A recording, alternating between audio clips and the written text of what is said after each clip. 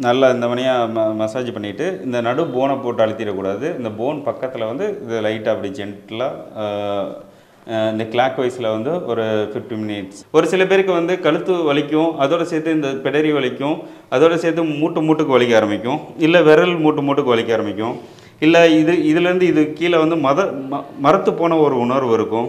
அந்த oil content வந்து உள்ளே இறங்குற வரைக்கும் ஒத்துழைக்கணும். அது எவ்வளோ நேரன்றதை வந்து நம்ம எப்படி மென்ஷன் பண்ணிக்கிறதுனா, இப்போ இந்த பேஸ்ட் மணி வந்தது கீழே விழுகாது, அது அப்படியே நிற்கும்.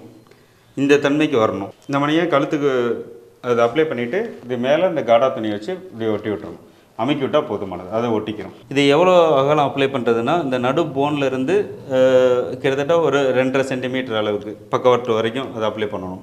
பித்தத்தை அதிகப்படுத்தக்கூடிய உணவுகள் நம்ம அதிகமாக எடுத்துக்கிட்டாலும் இந்த மணியாக கழுத்தெலும்பு தேய்மானம் வரதுக்கான வாய்ப்புகள் நிறையா இருக்குது. மூளைக்கு போகக்கூடிய ரத்த ஓட்டமும் குறைவு ஏற்பட ஆரம்பிச்சிச்சுன்னா ஒரு விதமான தலை சுற்றல் ஏற்பட ஆரம்பிக்கும். அந்த தலை சுற்றல் வந்து கழுத்தெலும்பு தேய்மானத்தினாலையும் ஆக ஆரம்பிக்கும். புளித்த உணவுகளை தவிர்க்கிறது ரொம்ப நல்லது. புளிச்ச மாவுல செஞ்ச உணவுகளை தவிர்க்கிறது ரொம்ப நல்லது. கழுத்தெலும்பு தேய்மானத்தை எப்படி சரி பண்ணிக்கிறது, இதுக்கு என்ன வழிமுறைகள் இருக்குது? வீட்லேயே அவங்க பயன்படுத்திக்கிற மணியாக 10 போடுதல், எண்ணெய் தடவல் ஒத்தனம், பொடிக்கிளி ஒத்தனம் எப்படி கொடுக்குறதுன்றது வந்து ஒரு சின்ன ஒரு டெமோ வீடியோ நான் சொல்கிறேன்.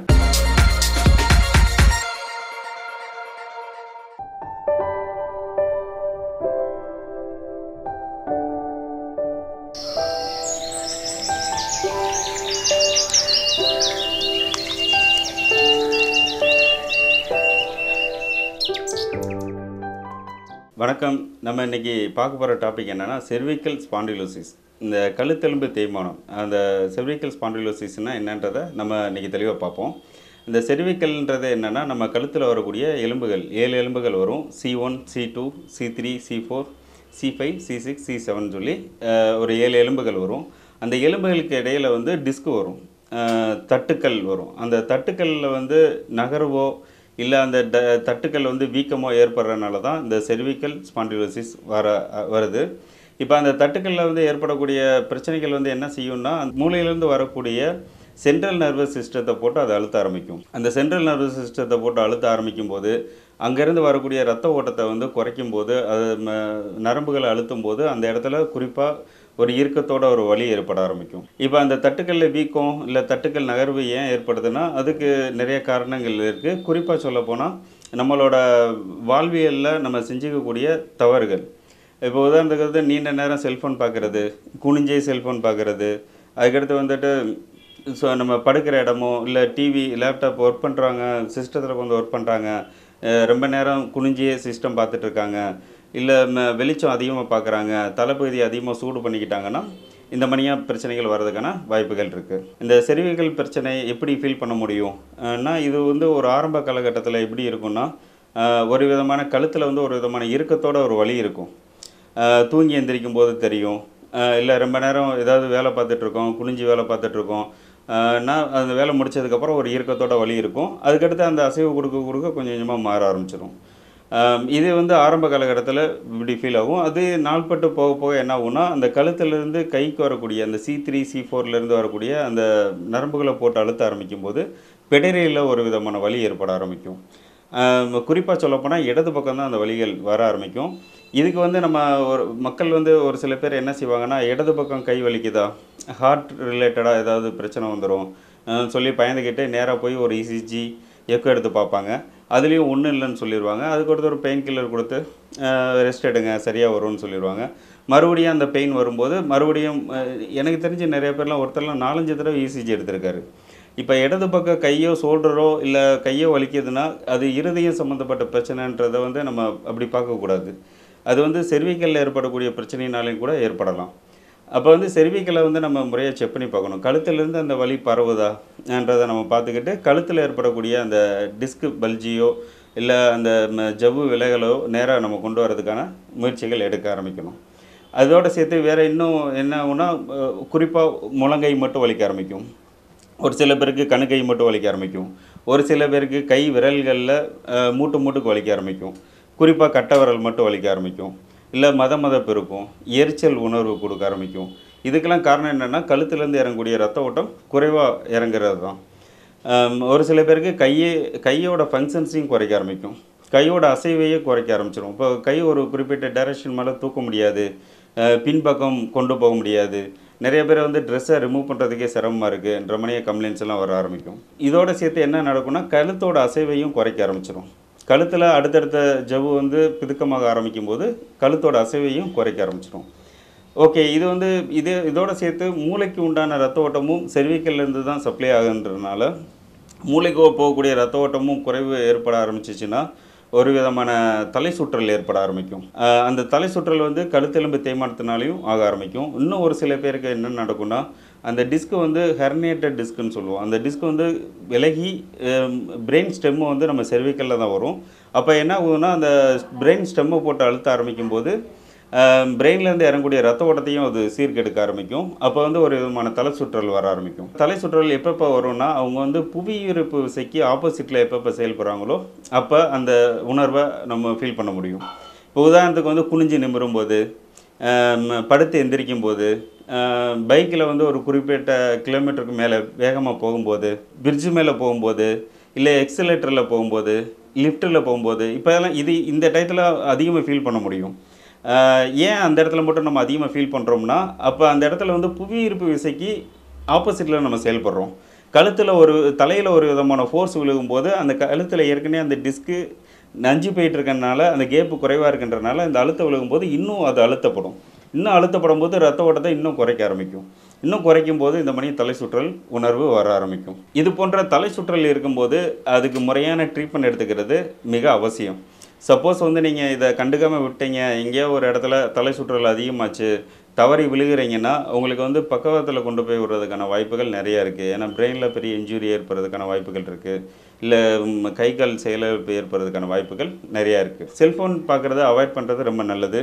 அதே மாதிரிங்க வந்துட்டு டிவி பார்க்குறதோ இல்லை சோஃபாவில் படுத்துக்கிட்டு டிவி பார்க்குறதோ இந்த விஷயத்தெல்லாம் அவாய்ட் பண்ணிக்கிறது நல்லது. இந்த 2 inches மேட்ரஸ்ன்னு சொல்லுவாங்க. அந்த 2 inch கனம் உள்ள மேட்ரஸ் வந்து கீழே விரித்து கீழே தரையில் படுக்கிறது இந்த பிரச்சனையை அதிகப்பட விடாமல் பார்த்துக்கலாம். தலைக்கு வந்து சரியான பில்லோ வைக்கணும். சரியான பில்லுன்றது வந்து எப்படின்னா நம்ம மட்டமல்லாக்கா படுக்கும்போது இந்த ஷோல்டர் கேப் எவ்வளோ இருக்கோ அதில் பாதி அளவுக்கு பில்லோ இருக்கணும். பில்லோ வைக்காமல் படுக்கக்கூடாது. பில்லோ அதிகமாக வச்சு தலை ரொம்ப முன்பக்கமாக ஸ்ட்ரெச் ஆகக்கூடாது. அப்படி ஸ்ட்ரெச் ஆச்சுன்னா கழுத்தில் ஒரு விதமான இறுக்கம் ஏற்படும். நீங்கள் தூங்கி எந்திரிக்கும் போது அந்த இது வலி வெளிப்படுத்த ஆரம்பிக்கும். அதே மாதிரிங்க வந்து ஒரு 2 மணி நேரம் 3 மணி நேரம் அதே பொசிஷனில் இருக்கும்போது அதில் இன்னும் ரொம்ப இறுக்கம் அதிகமாக இருக்கிறதுக்கான வாய்ப்புகள் நிறையா இருக்குது. அப்புறம் ஒரு சாட்சி படுக்கிறவங்களுக்கு வந்து இந்த கேப்பு எவ்வளோ இருக்கோ அந்த அளவுக்கு பில்லோ வச்சுக்கணும். ரொம்ப கம்மியாக வச்சு கழுத்து இப்படி தொங்கக்கூடாது. இப்படி தொங்குச்சுன்னா இந்த இடத்துல வந்து ஒரு விதமான இறுக்கம் ஏற்படும். அதேமாதிரி பெரிய பில்லோ வச்சு கழுத்து மேலேயும் போகக்கூடாது. ஸ்ட்ரெயிட்டாக நம்ம இப்போ நேராக பார்க்கும்போது நம்ம கழுத்து எப்படி இருக்கோ அந்த பொசிஷனில் தான் படுக்கணும். மெத்தைகளில் தூங்குறத தவிர்க்கிறது நல்லது. ஏன்னா மெத்தை வந்து எப்போயுமே ஃப்ளாட்டாக இருக்காது, அன்னியூனாக இருக்கும். அப்போ வந்து முதுகு தண்டுவோட எலும்புகள்லாம் பொசிஷன் மாறி மாறி இருக்கும். கீழே ஃப்ளாட்டாக படுத்திங்கன்னா ரொம்ப நல்லது. கீழே வந்து இந்த 2 inches மேட்ரஸ் யூஸ் பண்ணால் ரொம்ப நல்லது. டைல்ஸ் மார்பிள்ஸ் தரேன்னா அந்த குளிர்ச்சி மேலே அஃபெக்ட் ஆகாத அளவுக்கு ஒரு கனமான போர்வையோ கம்பளமோ விரித்து படுத்துக்கிறது ரொம்ப நல்லது. ஓகே, இந்த செர்விக்கல் ஸ்பாண்டிலோசிஸ்னால வந்து நம்ம மனது ரீதியான பிரச்சனைகளும் நிறையா ஏற்பட ஆரம்பிக்குது. இப்போ உதாரணத்துக்கு வந்துட்டு நைட்டு வந்து தூக்கத்தை கெடுக்க ஆரம்பிச்சிரும். அந்த வலியோ அந்த தலை சுற்றல் வந்து நான் ஆரம்பத்தில் சொன்னேன், புவியீர்ப்பு விசைக்கு ஆப்போசிட்டில் நீங்கள் எப்பப்போ செயல்படுறீங்களோ அப்பப்போ வந்து ஓகே தலை சுற்றல் வரும்னு நான் சொன்னேன். ஆனால் ஒரு சில பேருக்கு ரொம்ப முத்தின ஸ்டேஜில் போகும்போது அடுத்தடுத்த டிஸ்க்கு கம்ப்ரெஷன் ஆகும்போது என்ன ஆகும்னா நைட்டு படுத்திருந்தாலே தலை சுற்ற ஆரம்பிச்சிடும். அவங்க எந்திரிச்சு கொண்டால் தான் நார்மலிக்கே வர ஆரம்பிக்கும். இல்லாட்டினா கடுமையான வலி கொடுக்க ஆரம்பிச்சிரும். ஷோல்டர்லேருந்து கை முழுக்க வலி கொடுக்க ஆரம்பிச்சிரும். எந்த பக்கமும் திரும்பி படுக்க முடியாத ஒரு சூழலுக்கு வந்துடுவாங்க. நைட்டு தூக்கம் வந்து ரொம்ப அதிகப்படியாக கெட ஆரம்பிக்கும். தூக்கம் கெட என்ன ஆகும்னா அவங்களுக்கு வந்து மனது ரீதியான பிரச்சனைகளும் உருவாக ஆரம்பிச்சிரும். இப்போ உதாரணத்துக்கு வந்து அதை எப்படி நம்ம ஃபீல் பண்ணுறதுன்னா, நம்ம ரோட்டில் நடந்து போகிறோம், ஏத்தாப்புல ஒருத்தர் வந்து இடிக்கிற மணியாக வந்துட்டார், ஒரு மணியை முறைச்சிட்டு போயிட்டாருன்னா அது வந்து சாதாரண ஒரு சின்ன விஷயம் தான். அந்த இன்சிடெண்ட் வந்து எல்லாருக்கும் 10ல் ஒரு 7 பேருக்கு இது நடக்க தான் செய்யும். ஆனால் நம்ம அதையே மனசுக்குள்ளே போட்டு ரிப்பீட் பண்ணிக்கிட்டே இருப்போம். ரிப்பீட் பண்ணி மன உளைச்சலாக ஆரம்பிச்சிடும். இதே மணியாக யாராவது ஒருத்தர் ஏதோ ஒன்று சொல்லிட்டாங்கன்னா மனசு கஷ்டப்படுற மணி ஏதாவது சொல்லிட்டாங்கன்னா கூட அதை டேக் இட் ஈஸின்ற அந்த பிரச்சனைக்குள்ளே போகாமல் அதை போட்டு மனசுக்குள்ளே போட்டு ரொம்ப ஸ்ட்ரெஸ் ஆக ஆரம்பிப்பாங்க. இந்த செர்விக்கல் இஷ்யூ இருக்கிறவங்களுக்கு இந்த பிரச்சனைகள் காமனாக தெரியுது. அப்போ வந்து செர்விகுலேஷன்றது வந்து மனது ரீதியான ஒரு பாதிப்பையும் ஏற்படுத்த ஆரம்பிக்குதுன்றனால இதை கண்டிப்பான முறையில் ஒரு ஆரம்ப காலகட்டத்திலே பார்த்துக்கிட்டிங்கன்னா ரொம்ப நல்லது. அந்த உணவு பழக்கவழக்கன்றது வந்து என்னென்னா, பித்தத்தை அதிகப்படுத்தக்கூடிய உணவுகள் நம்ம அதிகமாக எடுத்துக்கிட்டாலும் இந்த மணியாக கழுத்தெலும்பு தேய்மானம் வர்றதுக்கான வாய்ப்புகள் நிறையா இருக்குது. வாயு சம்மந்தப்பட்ட உணவுகள் எடுத்துக்கிறது, உடம்புல பித்தம் கூடும்போது என்ன ஆகும்னா, அந்த அந்த கழுத்தில் இருக்கக்கூடிய அந்த டிஸ்கில் இருக்கக்கூடிய அந்த சைனோவியல் ஃப்ளூயிட் வந்து குறையிறதுக்கான வாய்ப்புகள் இருக்குது. எண்ணெய் பதார்த்தத்தை தவிர்க்கிறது நல்லது, எண்ணெயில் பொரிச்ச உணவுகளை தவிர்க்கிறது நல்லது, வேக வச்ச காய்கறிகளை எடுத்துக்கிறது நல்லது, பழங்கள் எடுத்துக்கிறது நல்லது. குறிப்பாக வந்து செவ்வாழைப்பழம் வந்து இந்த ஸ்பாண்டிலோசிஸ்க்கு வந்து ரொம்ப அருமையாக சப்போர்ட் பண்ணும். நீங்கள் செர்விக்கலாக இருந்தாலும் சரி, லம்பாராக இருந்தாலும் சரி, மூட்டு தேய்மானமாக இருந்தாலும் சரி, எல்லாத்துக்கும் வந்து இது ரொம்ப அருமையான ஒரு தீர்வு செவ்வாழைப்பழம். அது மாதிரி உளுந்தங்களி, உளுந்தங்கஞ்சி, இல்லை உளுந்தை வந்து வேக வச்சு உளுந்தம் பயிராக சாப்பிட்றது, அதுவும் ரொம்ப ஒரு அருமையான ஒரு நல்ல விஷயமா இருக்கும். மத்தியானம் கம்பல்சரியாக ஒரு கீரை சாப்பிட்ணும். கீரை சாப்பிட்டுட்டு வந்தீங்கன்னா பித்தம் தனிய ஆரம்பிக்கும். குறிப்பாக வல்லாரை, கரிசலாங்கண்ணி, பொன்னாங்கண்ணி, முருங்கை, அகத்தி, புளிச்சக்கீரை, இந்த 3 கீரையை தவிர்த்து மீதி எல்லா கீரையும் டெய்லியும் மதியம் மட்டும் எடுத்துகிட்டு வந்தால் ரொம்ப நல்லது. அதே மாதிரி புளித்த உணவுகளை தவிர்க்கிறது ரொம்ப நல்லது. புளிச்ச மாவில் செஞ்ச உணவுகளை தவிர்க்கிறது ரொம்ப நல்லது. அப்படி இல்லை மாவு தான் சாப்பிட்ணுன்னா மொதல் நாள் ஆட்டி அடுத்த நாள் எடுத்துக்கிட்டால் ஓகே. அதே 2-3 நாளைக்கு வந்து தொடர்ச்சியாக வச்சு சாப்பிடக்கூடாது, ஃப்ரிட்ஜில் வச்சு சாப்பிடக்கூடாது.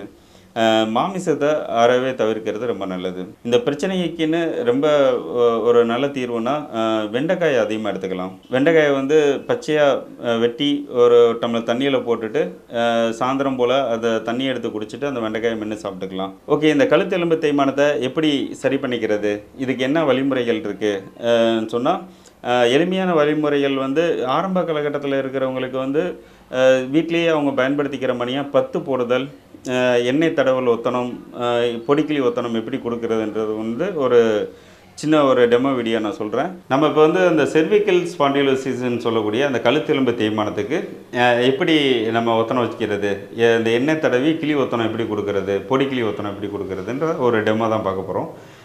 இதில் வந்து ஒரு சில வழிமுறைகள் இருக்குது. அதெல்லாம் நம்ம கரெக்டாக ஃபாலோ பண்ணால் மட்டும்தான் அந்த பொடிக்கிளி ஒத்தனன்றது ஒர்க் அவுட் ஆகும். நீங்கள் வீட்டில் அந்த வழிமுறைகள் எப்படி பின்பற்றணுன்ற ஒரு எக்ஸாம்பிள் தான் இந்த டெமோ வீடியோ. இப்போ வந்து என்னென்னா, ஒரு ஆயில் கொடுத்துருவோம். அந்த ஆயில் வந்து ஹெர்பல் ஆயில் தான். இந்த ஆயிலை வந்து எடுத்து அவங்களுக்கு எந்த இடத்துல வலி இருக்கோ அந்த இடத்துல அப்ளை பண்ணிக்கணும். இந்த இடத்துல வந்து ரொம்ப அழுத்தி தேய்க்கிறதோ இல்லை ரொம்ப அழுத்தம் கொடுக்குறதோ அதெல்லாம் எதுவும் பண்ணவே கூடாது. சும்மா ஜென்டிலாக ஆயிலை மட்டும் அப்ளை பண்ணணும். ஆயில் அப்ளை பண்ணிவிட்டு சின்ன ஒரு மசாஜ் லேசாக, அவ்வளோதான். இந்த அளவுக்கு பண்ணாலே போதுமானது. நல்லா இந்த மணியாக மசாஜ் பண்ணிவிட்டு இந்த நடு போனை போட்டு அழுத்திடக்கூடாது. இந்த போன் பக்கத்தில் வந்து இது லைட்டாக அப்படி ஜென்டிலாக இந்த கிளாக் வைஸில் வந்து ஒரு 15 மினிட்ஸ் 15 நிமிஷம் இந்த மணியாக அழுத்தி மசாஜ் பண்ணி விடணும். அதுக்கடுத்து வந்து ஆன்டி கிளாக் வைஸில் ஒரு 15 நிமிஷம் இப்படி அழுத்தம் கொடுத்து இப்படி மசாஜ் பண்ணணும்.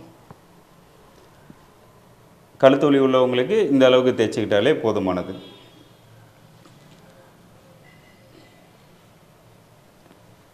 அதோடு சேர்த்து இந்த மசில்ஸை வந்து லைட்டாக, இது வந்து காக்கட்டை காலம்னு சொல்லுவோம், இந்த இடத்த வந்து லைட்டாக அப்படியே மசாஜ் பண்ணி வரணும். ஓகே, இப்போ இந்த கழுத்தில் வலி இருக்கிறவங்களுக்கு வந்து கையிலையும் அந்த பிரச்சனை இறங்குறதுக்கு வாய்ப்புகள் நிறையா இருக்குதுன்னு நான் சொல்லியிருந்தேன். இப்போ வந்து நம்ம கையில் ஒரு சில பேர் கையில் வலி இல்லாமல் இருக்கும், கழுத்தில் மட்டும் வலி இருக்கும். ஆனால் நம்ம ஃபியூச்சரில் இன்னொரு 1 வாரம் 10 நாள் கழிச்சு இல்லை 1 மாதம் கழிச்சோ மறுபடியும் கையில் வலி வருமான்றதை வந்து செக் பண்ணுறதுக்கு ஒரு சின்ன டெக்னிக் இருக்குது. அந்த டெக்னிக்கை நான் சொல்லித்தரேன், அதை நீங்கள் ட்ரை பண்ணி பார்க்கலாம். கையில் வந்து இந்த இடத்துல தோள்பட்டை வருமம்னு வரும். இந்த இடத்த வந்து ஒரு கட்டை விரலை வச்சு, இப்போ கழுத்தில் வலி இருக்குது அவருக்கு, இப்போ நான் இந்த இடத்துல அழுத்துறேன். இந்த இடத்துல அழுத்தும் போது இந்த இடத்துல வலிக்கும், ஆனால் வந்து கழுத்தில் வலி குறையும்.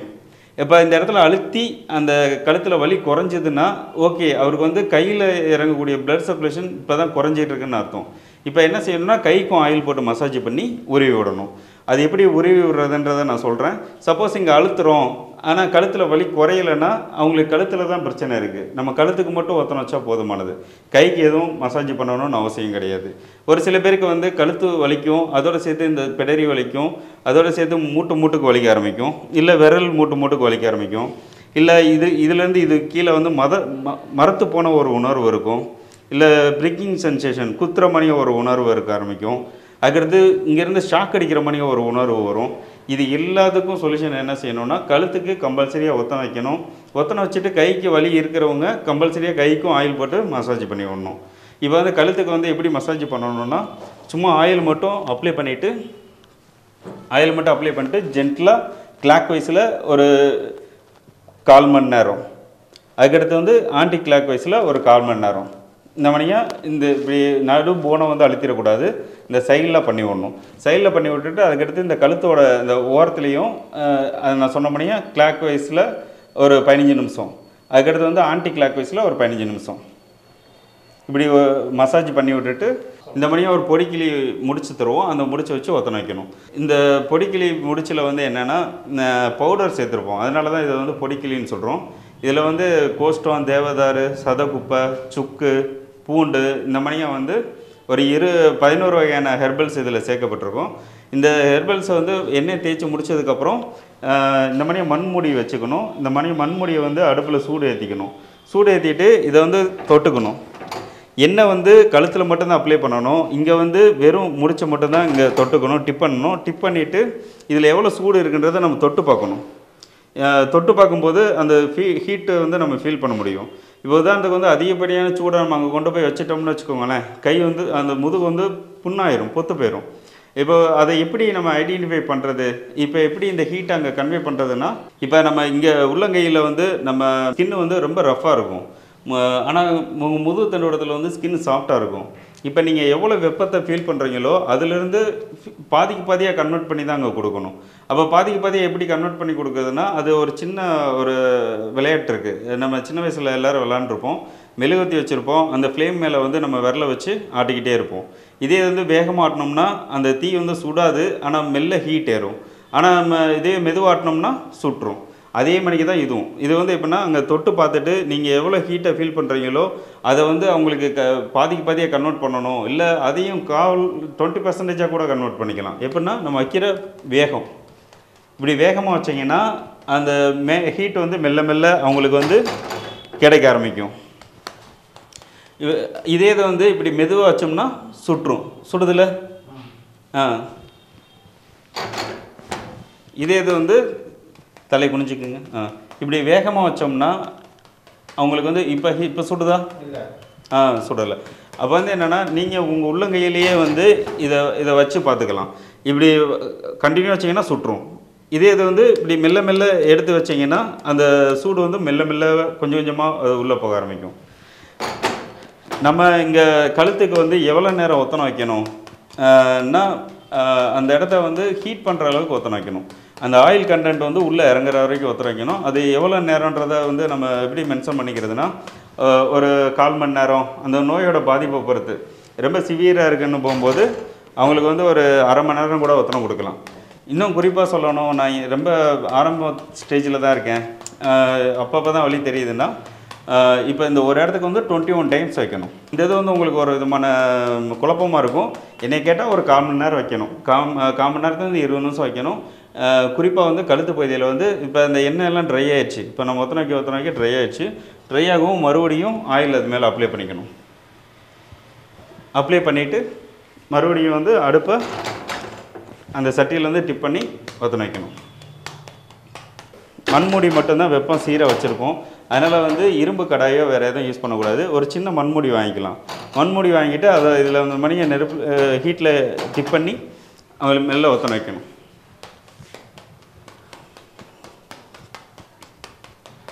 அப்புறமேலே கைக்கு வந்து எப்படி ஆயில் அப்ளை பண்ணுறதுன்னா, அந்த கழுத்துலேருந்து கைக்கு வலி இறங்குதுன்னா அவங்களுக்கு வந்து கண்டிப்பான முறையில் கழுத்துக்கு ஒத்தனை வச்சதோடு சேர்த்து கைக்கும் இந்த மணி ஆயில் போட்டு மசாஜ் பண்ணி விடணும்.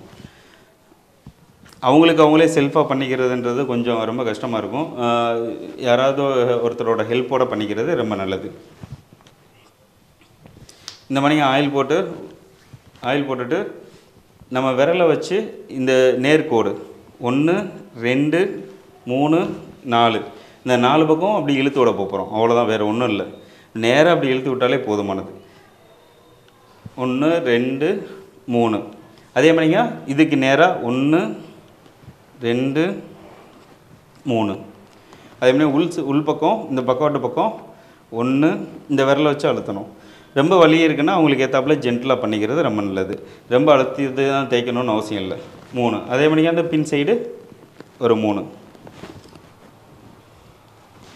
இந்த மணியாக இப்போ 3 தடவை பண்ணிட்டோம் சுற்றி. இப்போ மறுபடியும் வந்து மொத்தம் 21 முறை பண்ணணும். இப்போ மறுபடியும் இது 3 டைம்ஸ் பண்ணணும். 7 முறை பண்ணும்போது அந்த 21 முறை கம்ப்ளீட் ஆகும். அதோட சேர்த்து இது முடிச்சுட்டு என்ன செய்யணும்னா சுடுதண்ணி வச்சு ஹாட் வாட்டர் வச்சு தான் குளிக்கணும். ஹாட் வாட்டர் வந்து எப்படின்னா பொறுக்க அந்த ஸ்கின் எந்த அளவுக்கு பொறுக்குதோ அந்த அளவுக்கு வச்சு ஊற்றணும். பச்சை தண்ணியில் குளிக்கலாமான்னு கேட்டால் கண்டிப்பாக குளிக்கக்கூடாது. குளிக்க போகிறதுக்கு முன்னாடி இந்த மாதிரி ட்ரையாக இருக்குது, ஒத்தனை வச்சு ட்ரையாக இருக்குன்னா எண்ணெய் தடவிக்கிறது ரொம்ப நல்லது. சுடுதண்ணியை வந்து எப்படி ஊற்றி குளிக்கணும், எப்படி ஊற்றினா இந்த ஆயில் கண்டென்ட் வந்து உள்ளே இறங்கணும்னா அந்த ஆயிலை வந்து சுடுதண்ணியை வந்து இந்த அபிஷேகம் பண்ணுறதுக்கு ஊற்றுவாங்க பார்த்தீங்களா, அந்த மணியாக வந்து மெல்ல ஊற்றணும். மெல்ல ஊற்றி மெல்ல வடிஞ்சு ஓடணும். மெல்ல வடிஞ்சு ஓடும்போது தான் அந்த எண்ணெய் வந்து ஹீட்டாகவும் அந்த எண்ணெய் வந்து உள்ளே இறங்க ஆரம்பிக்கும். குறைஞ்சது 10 கப்பு குறையாமல் ஊற்றணும். இது எப்போ இந்த ஒத்தனை வச்சுக்கலாம் ரொம்ப கடுமையாக வலி இருக்கிறவங்க, எனக்கு அன்றாட வாழ்க்கையை அதை தொந்தரவு பண்ணுதுன்னா காலை மாலை 2 வேளை ஒத்தனை வச்சுக்கலாம். ஆரம்ப காலகட்டத்தில் ஒரு 3 நாளைக்கு வந்து அலைச்சலை தவிர்த்துட்டு வீட்டில் படுத்து ரெஸ்ட் எடுக்கிறது ரொம்ப நல்லது. வலி குறைஞ்சோடனே ரொட்டீன் ஒர்க்கை பார்க்க ஆரம்பிச்சிடலாம். 3 நாள் கழித்து ஒரு வேளை மட்டும் ஒத்தனை வச்சுக்கலாம். காலை மாலைன்னு வைக்கிறத காட்டிலும் நைட்டு வச்சுட்டு அப்படியே தூங்கி ரெஸ்ட் எடுக்கிறது நல்லது. ஏன்னா ஒத்தனை வச்சதுக்கப்புறம் நல்லா தூக்கம் வரும். நல்லா தூங்கி காலையில் எழுந்திரிச்சு ரொட்டீன் ஒர்க்கை பார்க்க போயிடலாம். அதே மாதிரிக்கு வந்து எத்தனை நாள் வைக்கணும், எத்தனை நாள்னால் ஒரு 21 டேஸ் 21 நாள் தொடர்ச்சியாக வைங்க. 21 நாளுக்கு அப்புறம் ஓகே எனக்கு எந்த ஒரு வலி வேதனை எதுவும் இல்லை, அந்த சிம்டம்ஸ்லாம் எதுவுமே இல்லைன்னா அதுக்கடுத்து வாரத்துக்கு 2 நாள். அது எத்தனை வாரத்துக்குன்னா ஒரு 15 வாரம் இல்லை 20 வாரம். அப்புறமேலுக்கு மாதத்துக்கு 2 நாள், அதுக்கப்புறம் மாதத்துக்கு 1 நாள். இப்போ பொதுவாக வந்து முதுகு தண்டவடத்தில் எண்ணெய் பசை ஃப்ளூயிடு கண்டென்ட் குறையிறனால தான் இங்கே பிரச்சனை வருது. அந்த ஃப்ளூயிடு கண்டென்ட்டை குறைய விடாமல் நம்ம பார்த்துக்கிறதுக்கு வாரத்துக்கு 2 முறை எண்ணெய் தேய்ச்சி குளிக்கணும். கழுத்தெலும்பு தேய்மானத்துக்கு எப்படி ஒத்தனை வைக்கணுன்றதை நான் பார்த்தோம். அதோடு சேர்த்து இந்த லம்பர் ஸ்பாண்டிலோசிஸ்ன்னு சொல்லக்கூடிய அந்த இடுப்பெலும்பு தேய்மானம், அடி முதுகெலும்பு தேய்மானம், L3 L4 L4 L5 அந்த டிஸ்க் கம்ப்ரெஷனுக்கு வந்து எப்படி ஒத்தனை வைக்கணும் அதே மெத்தட் தான் சேம். ஆனால் அதில் வந்து இதில் குறிப்பாக பார்க்க வேண்டியது என்னென்னா கழுத்துக்கு வந்து உட்கார வச்சு ஒத்தனை வைக்கணும். இதுக்கு வந்து படுக்க வச்சுட்டு ஒத்தனை வைக்கணும். படுக்க வச்சுட்டு இந்த ஸ்ட்ரோக் மெத்தட் மட்டும் நான் சிம்பிளாக நான் சொல்கிறேன், பார்த்துக்குங்க. இந்த இடத்துல வந்து ஆயில் அப்ளை பண்ணிடணும். இப்படி ஒரு மட்டமான இடத்துல ஃப்ளாட்டாக படுக்க வைக்கணும். படுக்க வச்சுட்டு அந்த அடி முதுகு ஃபுல்லாமே இப்படி ஆயில் அப்ளை பண்ணிடணும். அப்ளை பண்ணிவிட்டு ஜென்டலாக அப்போ சொன்ன மணியை தான் கிளாக் வைஸில் வந்து ஒரு 21 டைம்ஸ்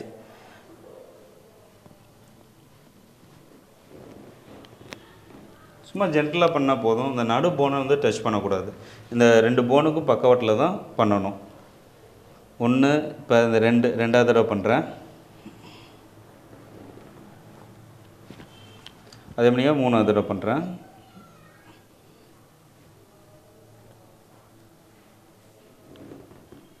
இப்படி 3 தடவை பண்ணிவிட்டு மறுபடியும் ஒத்தனம் கொடுக்கணும். அடுப்பில் டிப் பண்ணி நம்ம ஒத்தனை வைக்கிறோன்னா இப்போ இங்கே ஒன்று இப்படி வைக்கிறோம்னா எங்கேயுமே ஹீட் ஆகாது. அப்போ வந்து என்னென்னா 3 பகுதியாக பிரிச்சுக்கணும். 3 பகுதியாக பிரிச்சுக்கிட்டோம்னா ஃபஸ்ட்டு வந்து இந்த பகுதிக்கு மட்டும் ஒத்தனை வைக்கணும். எப்படின்னா நடு சென்ட்ரு, இந்த சென்ட்ரு அப்போ பக்கவாடு இந்த சைடில், அப்புறம் நடு சென்ட்ரு. இந்த மணியை வந்து இந்த இடத்துல மட்டும் ஒத்தனை வைக்கணும். நல்லா ஹீட் ஆகிற வரைக்கும் இப்போ நம்ம இப்படி தொட்டு பார்த்தோம்னா அந்த ஹீட்டை வந்து நம்ம ஃபீல் பண்ணுவோம். எந்த ஹீட்டை ஃபீல் பண்ணுவோம்னா இந்த முடிச்சை நம்ம தொட்டு பார்த்தா எந்த அளவுக்கு ஃபீல் ஆகுதோ அந்த ஹீட்டு இங்கே ஃபீல் ஆகும். அது வரைக்கும் ஒத்தனை வைக்கணும். இப்போ இங்கே நல்லா ஒத்தனை வச்சுட்டோம். ஹீட் ஆயிடுச்சுன்னா அதுக்கு அடுத்தபடியாக அடுத்தடுத்துக்கு மாற்றணும். அதுக்கடுத்து இங்கே ஒத்தனை வைக்கணும். எனக்கு அடி முதுகில் தான் வலி இருக்குது, நான் அடி முதுகு வலி இருக்கிற இடத்துல மட்டும் தேய்க்கிறேன்னு சொன்னால் அது தவறு. முதுகு ஃபுல்லாமே தான் தேய்க்கணும். ஏன்னா ஹோல் ஸ்பைனுமே வந்து ஒவ்வொரு போனும் இன்னொரு போனோட சப்போர்ட்டில் தான் இருக்கும். அப்போ வந்து எல்லா போனுக்கும் ஆயில் தேய்ச்சி ஒத்தனை வைக்கிறது தான் சிறந்தது. இந்த மணி அடி முதுகு வைக்கும்போது படுக்க வச்சுக்கிட்டு தான் வைக்கணும். உட்கார வச்சுட்டு வச்சிங்கன்னா பெரிய ரிசல்ட்டு கிடைக்காது.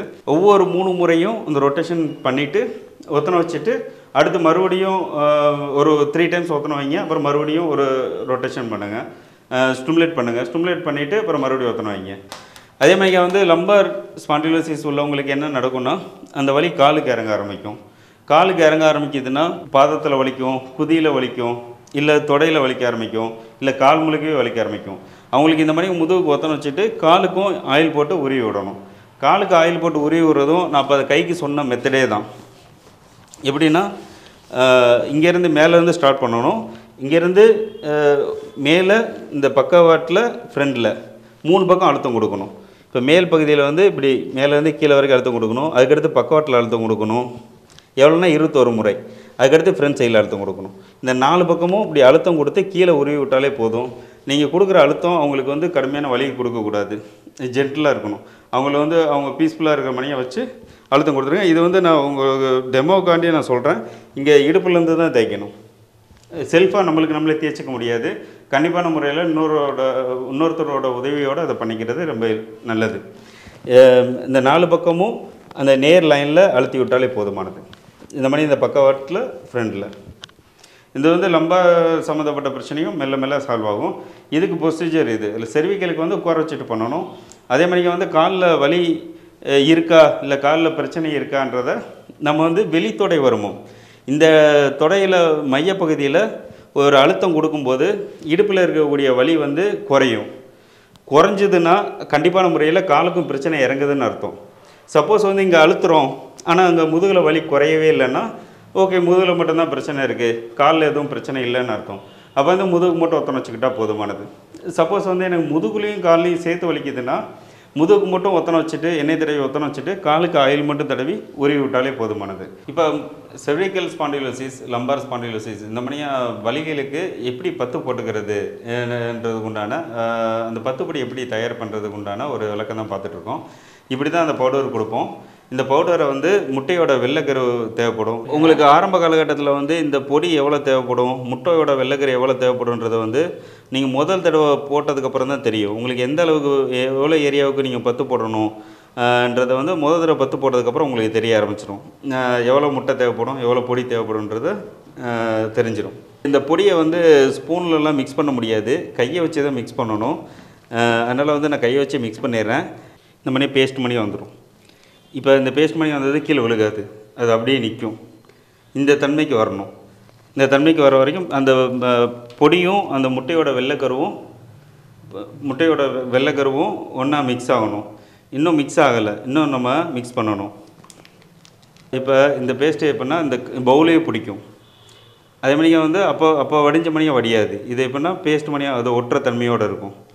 இந்த அளவுக்கு ரெடி பண்ணிவிட்டு நம்ம ஒட்டி விட்டுறணும். எங்கே ஓட்டலான்றதை நம்ம பார்ப்போம். இதை எப்படி அப்ளை பண்ண போகிறோம்ன்றதை பார்த்துக்குறோம். இதை அப்ளை பண்ணுறதுக்கு முன்னாடி அது மேலே முதுகு தண்டுவடத்துக்கு நம்ம அப்ளை பண்ணுறோம்னா அதுக்கு காடா துணி வேணும் அது மேலே ஒட்டுறதுக்கு. ஏன்னா முதுகு தண்டுவடத்துக்கு வந்து கம்பல்சரியாக அது மேலே காடா துணி ஒட்டி விடணும். கழுத்துக்கு வந்து இந்த அளவுக்கு தனியாக ஒரு துணி வெட்டிக்கணும். அதுக்கு கீழே வந்து தனியாக துணி போட்டுக்கணும். இப்போ வந்து என்னென்னா இந்த அளவுக்கு வெட்டி எடுத்துகிட்டு இது மேலே வந்து அந்த பேஸ்ட்டை ரெடி பண்ண பேஸ்ட்டை வந்து இது மேலே அப்ளை பண்ணணும். எப்படின்னா இந்த சைடு வரைக்கும் அப்ளை பண்ணிக்கணும். இந்த C1லேருந்து C7 வரைக்கும் அதை அப்ளை பண்ணிக்கணும். ஒரு 5 mm அளவுக்கு திக்னஸாக வச்சுக்கணும். அது 5 mm வரைக்கும் அதையும் எடுத்துக்கும். ஏன்னா அந்த அளவுக்கு நம்ம கெட்டியாக பிசைஞ்சிருக்கனால அந்த 5 mm வந்து அதையும் எடுத்துக்கிறோம். இந்த மணியை கழுத்துக்கு அதை அப்ளை பண்ணிவிட்டு இது மேலே இந்த காடா துணியை வச்சு இப்படி ஒட்டி விட்டுறணும். அமைக்கி விட்டால் போதுமானது. அதை ஒட்டிக்கிறோம்.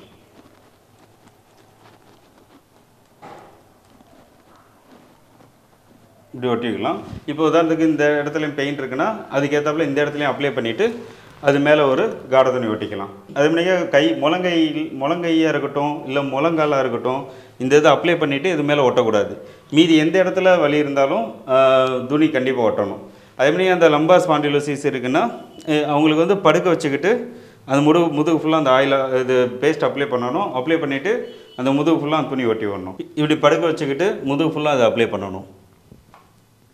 இப்போ உதாரணத்துக்கு வந்து அடி முதுகில் தான் வலி இருக்குது, ஈனக்குள்ளே தான் தேய்ச்சி ஓட்டணும்னு பண்ணக்கூடாது. ஏன்னா முதுகு தண்டுவடன்றது எல்லா போனோட சப்போர்ட்லேயும் இருக்கும். இப்போ லம்பாருக்குன்னு போகும்போது தொராசிக்கு சேர்த்து நம்ம அப்ளை பண்ணணும். இது எவ்வளோ அகலம் அப்ளை பண்ணுறதுன்னா இந்த நடு போன்லேருந்து கிட்டத்தட்ட ஒரு 2.5 சென்டிமீட்டர் அளவுக்கு பக்கவாட்டு வரைக்கும் அதை அப்ளை பண்ணணும். அதே மாதிரி அடி போன் வரைக்கும் அந்த கடைசி போன் வரைக்கும் அப்ளை பண்ணிக்கணும்.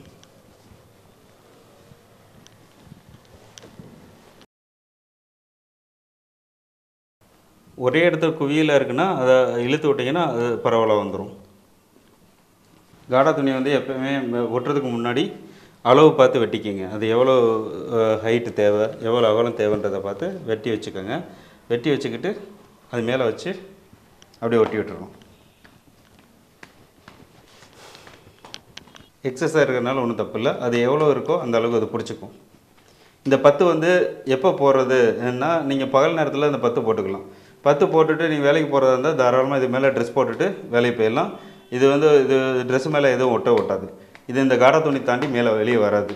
அதே மாதிரி இது என்ன ஆகும்னா, ஒரு 1/2 அன் ஹவர் 1 ஹவர் கழித்து ரொம்ப டைட்டாகும், இறுக்கமாக பிடிக்க ஆரம்பிக்கும். அந்த இறுக்கமாக பிடிக்கும்போது தான் அந்த எலும்புகள் சரி, டிஸ்கும் சரி, அது நேராக வர ஆரம்பிக்கும். இந்த மெடிசனில் வந்து நிறைய வேர் பட்டைகள் சேர்த்துருப்போம். 6 மரத்தோட வேர் பட்டைகளும் மரப்பட்டைகளும் சேர்த்துருப்போம்.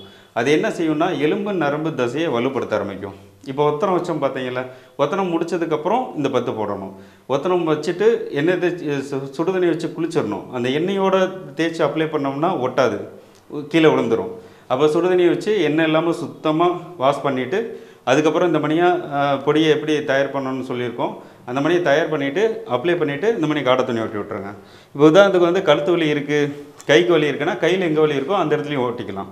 அந்த இடத்துல முழங்கையை தவிர மீதி இடத்துல காடை துணி ஓட்டணும். முழங்கையில் மட்டும் ஓட்டக்கூடாது. அதே மாதிரியே அந்த பத்து யாருக்கு தவிர்க்கணுன்னா, ஸ்கின் ப்ராப்ளம் உள்ளவங்களுக்கு வந்து தவிர்க்கிறது ரொம்ப நல்லது. இந்த ஸ்கின் அலர்ஜி, எக்ஸைமா, அந்த அரிச்சு அதோட தடிப்பு வருது, அந்த மாதிரி இல்லை ரொம்ப ஸ்கின்னு ரொம்ப சாஃப்டான ஸ்கின்னு இன்னும்போது அவங்க வந்து அவாய்ட் பண்ணுறது ரொம்ப நல்லது. இல்லை மருத்துவரோட ஆலோசனையோடு எடுத்துக்கிறது ரொம்ப நல்லது. இது எவ்வளோ நேரம் அது இருக்கணும்னா, இது சுத்தமாக காயிற வரைக்கும் இருக்கணும். அந்த உங்களுக்கு ஒட்டினோம் உங்களுக்கு தெரியும், அந்த உள்ளுக்குள்ளே வந்து அந்த பேஸ்ட் வந்து ஈரத்தோடு இருக்கான்றது வந்து உங்களுக்கே ஃபீல் பண்ண முடியும். ஈரமே இல்லை, நல்லா ட்ரை ஆகிடுச்சு, காஞ்சிடுச்சுன்னா இது மேலே வந்து சுடுதண்ணியை தெளித்து விடணும். வாமாக இருக்க வாட்டரை தெளித்து விட்டிங்கன்னா ஒரு 10 நிமிஷத்தில் ஊறிடும். ஊறினதுக்கப்புறம் ரிமூவ் பண்ணிங்கன்னா ஈஸியாக வந்துடும். உதாரணத்துக்கு வந்துட்டு நைட்டு போட்டுட்டு தூங்குறதுக்கு ஒரு சில பேருக்கு வந்து அன்கன்வீனியண்ட்டாக இருக்கலாம், தூக்கத்தை தொந்தரவு பண்ண ஆரம்பிக்கலாம். அதனால் வந்து பகல் நேரத்தில் போட்டுக்கிறது நல்லது. இதை போட்டுட்டு வேலைக்கு போகலாமான்னா கேட்டால் தாராளமாக போகலாம். இது மேலே ட்ரெஸ் போட்டுக்கலாம், அது வெளியே உங்களுக்கு ஒன்றும் பெருசாக தெரியாது. அதே மாதிரியே வந்துட்டு ட்ரெஸ்ஸில் எதுவும் இந்த மாவு எதுவும் ஒட்டாது. அதுக்கடுத்து ஈவினிங் போல் வந்து அதை ரிமூவ் பண்ணிக்கலாம். உதாரணத்துக்கு வந்து அதிகமாக வேர்க்கிற மாதிரி வேலை பார்க்குறாங்க, கொத்தனார் வேலை பார்க்குறாங்க, மாஸ்டராக இருக்காங்க, வேர்க்குன்னா அவங்க இந்த பத்து போட்டுட்டு போனாங்கன்னா வேர்த்துச்சுன்னா அது கலண்டுரும், தன்னால் கலண்டுரும். அதனால் வந்து அவங்க அந்த டயத்தில் அவாய்ட் பண்ணிவிட்டு ஃப்ரீயாக இருக்கிற டயத்தில், வேர்வை இல்லாத டயத்தில் இந்த இதை அப்ளை பண்ணிக்கிறது ரொம்ப நல்லது. 3 மணி நேரத்துலேருந்து 4 மணி நேரம் ஆகும். 4 மணி நேரம் கழித்து ரிமூவ் பண்ணிக்கலாம். அதே மாதிரியே வந்து 10 நாள் தொடர்ந்து போடணும். அதுக்கப்புறம் வீக்லி 2 எப்போ ஒத்தனை வைக்கிறீங்களோ ஒத்தனை வைக்கிற அன்னைக்கு இதை ஒட்டிக்கணும். இதுவும் மெல்ல மெல்ல அந்த ஒத்தனை வைக்கிறதும் இதுவும் சேர்த்தே கம்பேர் பண்ணி தான் பண்ணணும். இன்றைக்கி ஒத்தனை வைக்கிறீங்கன்னா கம்பல்சரியாக இன்றைக்கி 10 போடணும். இன்றைக்கி ஒத்தனை வைக்கலை, ஒரு நாள் விட்டு ஒரு நாள் ஸ்கிப் பண்ணி வைக்கிறீங்கன்னா அன்றைக்கி மட்டும் 10 போட்டுக்கிட்டால் போதுமானது. ஓகே, இப்போ இது மாதிரியாக வந்து ரொம்ப சிவியராக பாதிக்கப்பட்டவங்களுக்கு வந்து முறையான சிகிச்சை எடுத்துக்கொள்ளும் போது தான் அந்த வறுமை இலக்க முறை எப்படி பண்ணணும், முறையாக பண்ணால் அதுக்கு உண்டான ரிசல்ட் கிடைக்க ஆரம்பிக்கும். ரொம்ப சர்ஜரி பண்ணணும்னு சொல்லிட்டாங்கன்னா கண்டிப்பான முறையில் மருத்துவரோட ஆலோசனையோடு நீங்கள் சிகிச்சை எடுத்துக்கிறது நல்லது. அவங்களும் இதை ட்ரை பண்ணலாமான்னா கண்டிப்பாக ட்ரை பண்ணலாம். இப்போ உதாரணத்துக்கு வந்து ஆரம்ப காலகட்டத்தில் இருக்கவங்களுக்கு 10 நாளில் டிஃப்ரெண்ட் தெரியுதுன்னா இவங்களுக்கு வந்து 1 மாத காலகட்டத்துக்கு அப்புறம் தெரிய ஆரம்பிக்கும். இதே ஒரு மருத்துவமனையை அணுகி முறையான சிகிச்சை மெத்தடை எடுத்துக்கிட்டிங்கன்னா ஒரு 3 நாளில் டிஃப்ரெண்ட் தெரிய ஆரம்பிச்சு. ஓகே, இப்போ வந்து இந்த ஆயில் வந்து அந்த எண்ணெய் தடவி அந்த ஒத்தனை வைக்கிறதுக்கு இந்த ஆயில் தான் யூஸ் பண்ண போகிறீங்க. இந்த ஆயில் வந்து 200 rupees வரும். அதுக்கடுத்து வந்து இந்த முடிச்சு, இது வந்து பொடிக்கிளி ஒத்தணும்னு சொல்லுவோம், பொடிக்கிளின்னு சொல்லுவோம். பொடிக்கிளின்னா இதில் வந்து என்னென்ன இருக்குன்னா, இதில் வந்து சுக்கு, சதக்குப்பை, கோஷ்டம், பூண்டு இந்த மணியாக வந்து ஒரு 11 வகையான ஹெர்பல்ஸ்னால் இது வந்து தயார் பண்ணது. இதுதான் வந்து அந்த ஃபாஸ்ட் ரிலீஃபை தரும். இது என்ன செய்யும்னா எலும்பு நரம்பு தசைகளை வலுப்படுத்த ஆரம்பிக்கும். அதுக்கடுத்து அங்கே இருக்கக்கூடிய இன்ஃப்ளமேஷன் சொல்லக்கூடிய வீக்கத்தை வந்து அது குறைக்க ஆரம்பிக்கும். அதுக்கடுத்து வந்து அந்த ஜவ்வை வலுப்படுத்த ஆரம்பிக்கும். இந்த ஆயிலும் ஹெர்பல் ஆயில் தான். இந்த ஆயிலை போட்டு அப்ளை பண்ணிவிட்டு அதுக்கப்புறம் ஒத்தனை வைக்கணும். அந்த வீடியோவில் எப்படி காமிச்சோமோ அந்த மணி ஒத்தனை வச்சுக்கணும். ஒத்தனை வச்சு முடிச்சுட்டு நல்லா சுடுதண்ணி வச்சு நல்லா குளிச்சிடணும். இந்த பொடி தான் அந்த 10 போடுறது. இதை எப்படி தயார் பண்ணுறதுக்கு உண்டான விளக்கமும் அதில் கொடுத்துருக்கோம். அந்த மணியை வந்து ரெடி பண்ணிக்கிங்க. ரெடி பண்ணிவிட்டு எங்கெங்கே போட்டால் நல்லாயிருக்குன்ற அந்த விளக்கமும் நான் கொடுத்துருப்பேன். உங்களுக்கு எந்த மணியை வலி இருக்குன்றதை பொறுத்து அந்த எங்கெங்கே போட சொன்னமோ அங்கங்கே போட்டிங்கன்னா சரியாக வரும். இது வந்து 200 rupees வரும். அதுக்கடுத்து வந்து நம்ம வீடியோவில் நம்ம நிறைய சொல்லியிருப்போம். என்ன சொல்லியிருப்போம்னா, பித்தம் அதிகமாக எடுத்துக்கக்கூடிய உணவுனால பிரச்சனை வருது. வாதம் சம்மந்தப்பட்ட உணவுகள் அதிகமாக எடுத்துக்கிறனால பிரச்சனை வருதுன்னு சொன்னோம். இதுக்கு எல்லாத்துக்கும் ஒரு சிம்பிள் சொல்யூஷன் என்னென்னா, நம்ம பித்த உணவுகளை தவிர்த்தா அந்த பித்தம் அதிகமாக விடாமல் பார்த்துக்கலாம். ஆனால் ஏற்கனவே உடம்புல இருக்கக்கூடிய பித்தத்தை நம்ம ரிமூவ் பண்ணணும்ல. இப்போ வந்து அதுக்கு தான் இந்த குடல் சுத்தி பொடி, சர்வரோக நிவாரணின்னு சொல்லுவோம். இது வந்து என்ன ஆகும்னா, சர்வ ரோகத்தையும் வந்து சுத்தம் பண்ண ஆரம்பிச்சிரும். இது சாப்பிடும்போது என்ன ஆகும்னா, காலையில் 2 தடவை இல்லை 3 தடவை மோஷன் போக ஆரம்பிக்கும். குடலை சுத்தம் பண்ணணும். குடலை சுத்தம் பண்ணும்போது தான் நீங்கள் உணவு முறையை மாற்றிக்கும் போது உங்களுக்கு மறுபடியும் இருக்கிற பித்தமும் ரிமூவ் ஆயிரும். புதுசாக பித்தம் உருவாகாமல் இருக்கும். அதுக்கடுத்து வந்து உங்கள் ஜீரண சக்தியும் மேம்பட ஆரம்பிக்கும். மலச்சிக்கல் இருந்தாலும் மலச்சிக்கல் சரியாகும். இது பேர் வந்து சர்வரோக நிவாரணி. இது வந்து நைட்டுக்கு வந்து எல்லா வேலையும் முடிச்சுட்டு கடைசியில் தூங்க போகும்போது ஒரு டம்ளர் சுடுதண்ணி 150 ml குறையாமல் சுடுதண்ணி வச்சு இதில் வந்து ஒரு ஒரு 2 டேபிள் ஸ்பூன் போட்டு நல்லா கலக்கி குடிச்சிடணும். குடிச்சிட்டிங்கன்னா காலையில் 2 தடவைலேருந்து 3 தடவை மோஷன் போக ஆரம்பிக்கும். அந்த மோஷனை நீங்கள் கவனித்து பார்த்தாலே தெரிய ஆரம்பிக்கும். சளி இருந்தால் சளியாக போகும். பித்தம் இருந்தால் பித்தம் போகும். நுரைச்சி போகும். கேஸ் வாத உடம்பாக இருந்தால் வாதம் ரிமூவ் ஆக ஆரம்பிக்கும். இந்தபடி வந்து 100 rupees வரும். இது வந்து 200 rupees வரும். அதுக்கடுத்து இந்த ஆயில் வந்து 200 rupees. இது வந்து 300 rupees. இந்த முடிச்சு இது எல்லாம் சேர்த்து 800 rupees வரும். உங்களுக்கு தேவைன்னா நீங்கள் வந்து ஃபோன் பண்ணி உங்கள் அட்ரஸ் அனுப்பிச்சி விட்டுட்டு கொரியருக்கு என்ன செலவாகுமோ அதையும் சேர்த்து நீங்கள் பே பண்ணிட்டீங்கன்னா உங்களுக்கு கொரியரில் அனுப்பிச்சி விட்ருவோம். இந்த பொருட்கள்லாம் கிடைச்சதுக்கப்புறம் மேலும் வேறு ஏதாவது சந்தேகங்கள் இருந்தாலும் கண்டிப்பான முறையில் எங்களுக்கு கால் பண்ணிங்கன்னா உங்களுக்கான விளக்கம் கொடுக்கப்படும். மேலும் ஒரு நல்ல இது போன்ற நல்ல பதிவில் நம்ம மீண்டும் சந்திப்போம்.